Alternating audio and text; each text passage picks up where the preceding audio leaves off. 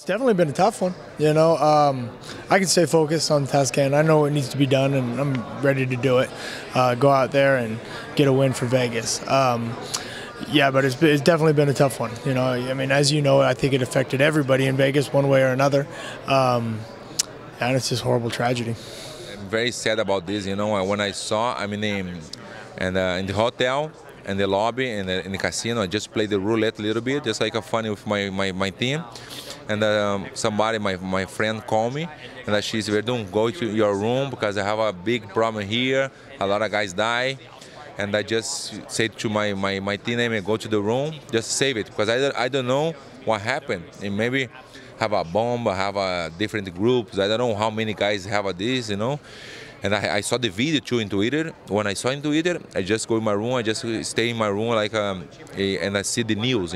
For sure, I'm very sad for the families. 59 guys, die is a lot.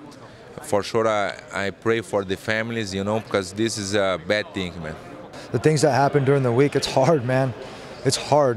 My family was, seriously, right there. Other families were there. There's no around it. I mean, the stories that we were hearing, the people the lives that were lost, and then you just see the numbers. I mean, when we finally got back to the hotel after the blockades, you see the numbers just start to skyrocket. I'm surprised that they're having the fight. I really am. I'm not saying the show must go on. No, that. I'm trying to be professional. If the company's going to do it, I signed up for the program. I'm going to have to do the best that I can to focus in, hone it in there, and start throwing strikes. Has it been tough for you? I mean, obviously, I have a son as well. I live here. As a family man, I know it's been kind of tough for us to even focus to get ready, to come out and do interviews and stuff. And we're not getting in a cage on Saturday night, man. Has it been tough for you to I guess, put those tragedies aside and get ready to take care of business? You're not going to ever put them aside. You're not. You said it yourself. You're local here. I'm not a local. Kevin's a local. I'm sure that it's probably going through his head too. It's not just me, it's everybody that's affected with this, man. It's not, I mean, the media, they were portraying, oh, it's the biggest thing, and the celebrities, oh, it's the biggest thing. It's not the biggest thing, man. That's some be real, dude. This is I don't care if you're mentally or a terrorist. It doesn't matter what color you are. That's some terror right there. That's some the fact that it happened, I mean, it just sucks. But to see the people band together, to come together, straight up, I mean, literally, I get chills. I mean, seriously, I get chills again of seeing it. I mean, that night, we were driving down the road, and I would open up the window, and I would see people just kind of scared. I'm like, hey, bro, I hope you're good, man. Stay safe. And these guys would be like, hey, thanks, dude. And they said, love you. I'm like, bro, that's awesome. Because that guy was going to go tell 3 people. And for me, somebody told me that. And so for us to be as fighters and to represent the sport and to be able to try to inspire and to motivate this town, to try to not try to come back, because they are coming together, but to add to that, that's beautiful.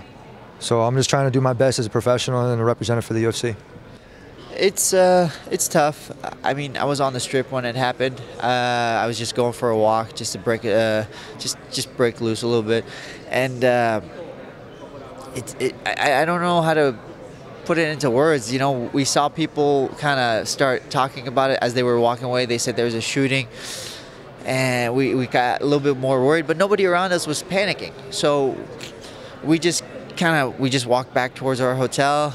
We got in our car, and things got worse and worse and worse. There was fake messages on Twitter about the other hotels, and it turned out it wasn't true. And with that being said, we got more and more anxious and nervous, but then we went home. We watched the news. The news said there was two had passed and 50 injured. We watched the news all night. We went to bed, woke up, and it was now 58, 59, and 500 injured. It just, man, it was so heartbreaking. I still don't know how to process it exactly, and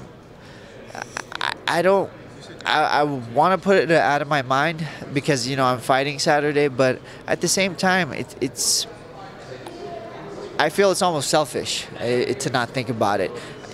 For me, if I walk inside the octagon, all I got to do is just touch gloves, and it's there, it's naturally. So for me, not thinking about it just doesn't feel right. So I want to think about it. I want to know what's happening. I want to be more informed on it, and I want to be able to help the families if there's any way I could.